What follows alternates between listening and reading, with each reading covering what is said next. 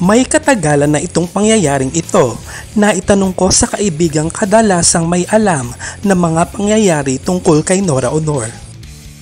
Natuwa kasi ako nang makita ang masayang larawan na magkasama ang superstar at national artist na si Nora Aunor at ang aktor at box office king ng bagong panahon na paborito ko rin na si Daniel Padilla.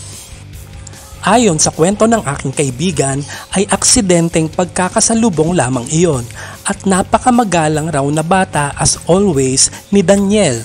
Pareho silang nasa Albay that time. Si Ate Guy ay tinutur ng Bicol Ako Party List at tumanggap din ng mga awards doon samantalang nagbabakasyon naman si Daniel. Narito ang mga artikulong nasulat tungkol sa aksidenteng pagkikita ni Nora Aunor at Daniel Padilla.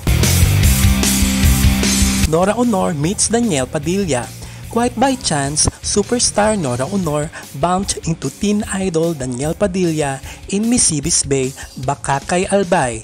They first met at the premiere of Padilla's movie Bonifacio, Ang Unang Pangulo, where Aunor was a guest.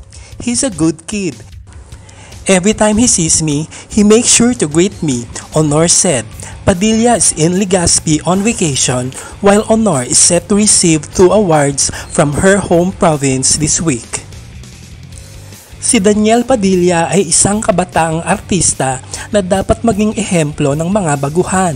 Nagpupugay sa mga senior stars, tanda ng pagiging marespeto at magalang na dapat taglayin ng bagong henerasyon ng mga batang artista kung nais nilang tumagal sa industriya.